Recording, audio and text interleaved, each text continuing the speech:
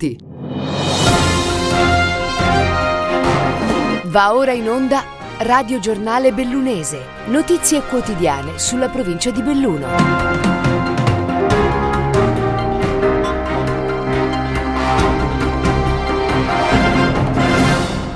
Benvenuti a un nuovo appuntamento con il Radio Giornale Bellunese. Questi fatti che affronteremo nell'edizione di oggi, di lunedì 3 ottobre 2022.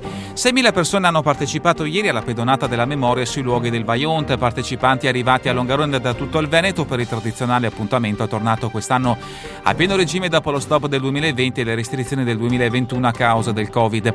3 i percorsi proposti, da 9, 16 e 24 km, tutti su tratti di strade interrotti o distrutti nel disastro del 9 ottobre 1963. Itinerari per ricordare la tragedia che 59 anni fa costò la vita a quasi 2.000 persone.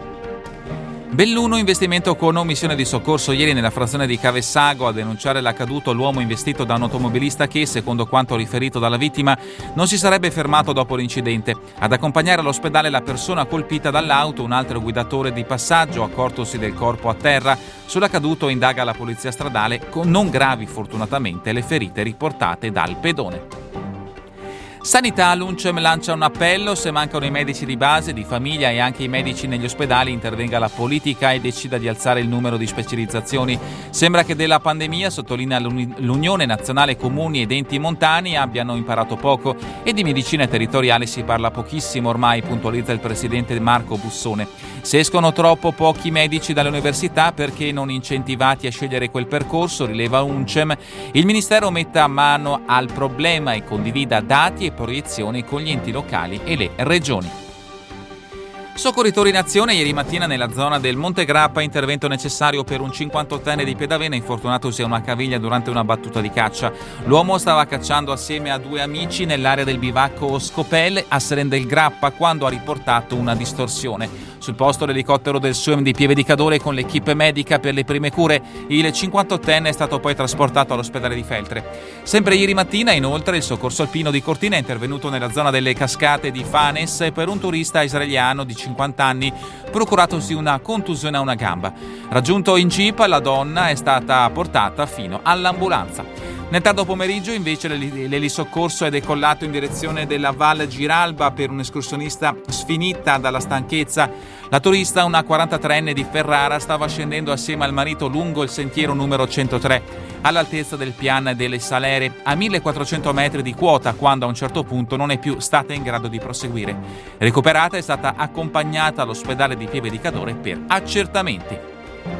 Passiamo allo sport, calcio, Serie D, crisi in casa Dolomiti Bellunesi. Ieri pomeriggio nella partita allo Zuni Tauro di Feltre contro il Cartigliano è arrivata la quarta sconfitta in 5 gare, 4-2 il risultato finale a favore dei vicentini. Nemmeno il cambio di allenatore, con Diego Zanin chiamato venerdì a sostituire l'esonerato Lucio Brando, è al momento servito a intervenire la rotta negativa.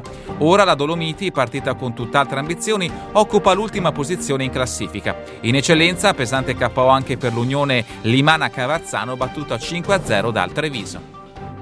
Vediamo anche gli altri risultati delle bellunesi dalla promozione alla terza categoria. Cominciamo proprio dalla promozione, dove l'Alpago ha conquistato il derby bellunese con il Longarone Alpina, portandosi in vetta la classifica.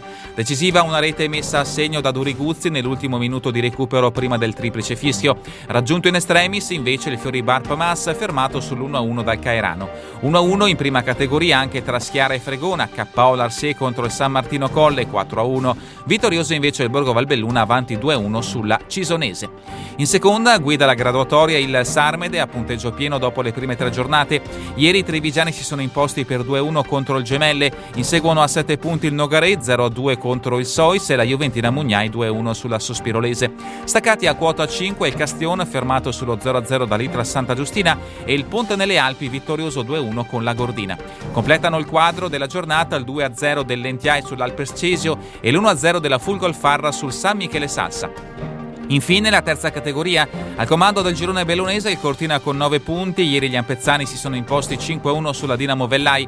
A 2 lunghezze un gruppo di 4 formazioni. Il Domegge fermato sul 3-3 da San Vittore, la Valzoldana vittoriosa 4-2 contro l'Auronzo, il Pedavena avanti 2-1 sull'Imana Cavazzano e il Comelico 0-0 con la Plavis 2021.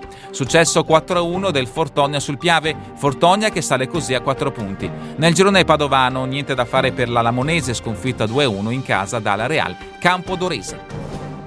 Lasciamo il calcio e passiamo al basket Serie D, prima giornata che sorride sia al Valbelluna, vittorioso 63-56 sul Motta, sia al Feltre avanti 65-59 contro il Roncade. Domenica in programma il derby tra le due bellunesi, sfida alla Luzzo di Feltre alle ore 18. E concludiamo con la pallavolo femminile, Coppa Veneto, successo 3-1 del Feltre sul Limana, tutto facile per il Sedico contro il Sogno Veneto liquidato 3-0. 3-0 è anche il risultato con cui l'HL Immobiliare Belluno ha battuto il Cappella Fregona Sarmede. Vittoria al tie break per la Spes Belluno ai danni del Sogno Veneto. È davvero tutto per questa edizione del Radio Giornale Bellunese. Vi ricordo che le notizie sono tratte dai quotidiani newsinquota.it, il Gazzettino di Belluno, il Corriere delle Alpi e dal sito del settimanale L'Amico del Popolo. A voi tutti un buon proseguimento di giornata, in compagnia come sempre di Radio ABM, la web radio dell'Associazione Bellunesi nel Mondo.